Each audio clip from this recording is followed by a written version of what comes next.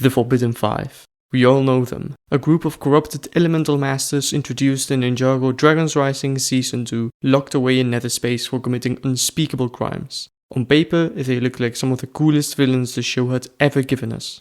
But then Season 3 dropped, and something felt off. The designs were great, the powers were interesting, and there were 5 of them. That should have been an instant recipe for success, right? Yet somehow, they ended up falling flat. So today, let's take a closer look at the Forbidden Five and figure out what went wrong with what should have been some of Ninjago's most exciting villains.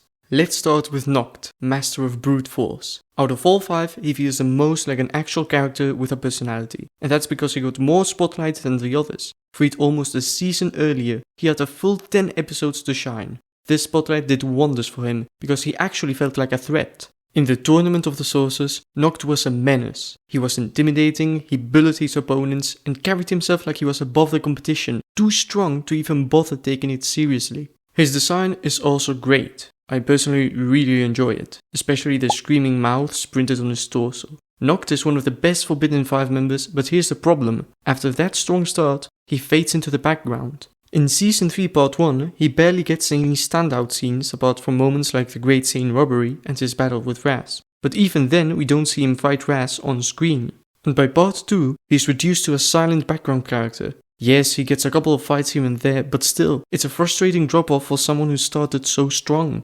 Let's talk about Drix now, the Master of Fear. We also got some more screen time of her due to her possessing Jordana's body in Season 2, but still, her personality didn't shine through. In Season 3, she's introduced as the leader of the Forbidden Five, focused on achieving her plans and not letting anything stand in her way. The problem is that, throughout Season 3, she got more and more arrogant. She wants more of Thunderfang's power, but never considers for even a second that once he's free, he won't need him anymore. That twist was obvious to fans from a mile away. Not only that, but when she goes to Jinjaro to get a prismatic blade fixed by Aragorn, she falls into his trick to summon the ninja, and later, instead of using the Jin's wish magic to get rid of them, she wishes for them to kneel before her and to admit the Forbidden Five are superior to them. What? I'm sorry, but where is the evil mastermind we were promised? We barely even get to see a fight for the duration of 20 episodes. Not to mention we never get to see her use her elemental power, which was one I was actually excited for. She could have maybe frozen people in fear, making them see the biggest fears, maybe related to the horrifying mask she's wearing.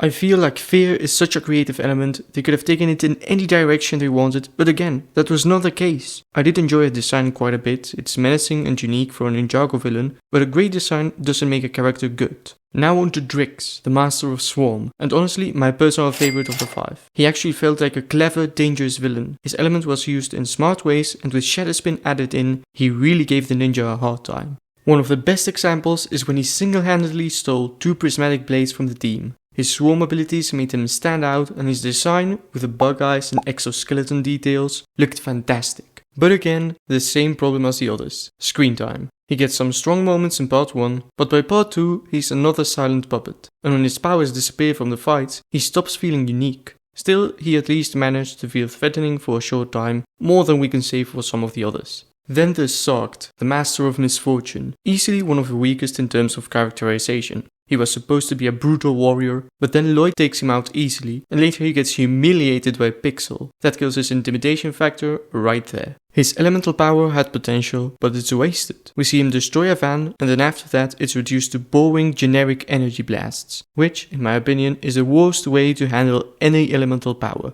For Zarkt, I'm personally not a huge fan of his design. I mean, it looks evil, but it's also kind of weird compared to the others. It's not outright bad, but definitely not my favorite design. The only time Zarkt stood out was in Part 2 when he fought Nia and mercilessly shot her over and over again. In that moment, he finally felt brutal, but it was far too little, far too late. And finally, we have Kerr, Master of Decay. Arguably, she has the strongest elemental power of the lot, being able to basically incapacitate anyone who crosses her path by rotting them away. She only uses it on minor characters who can't put up a fight against the Forbidden Five, such as the random Van Ones and Roby. She never uses it against the ninja, and that's where the real storytelling potential was.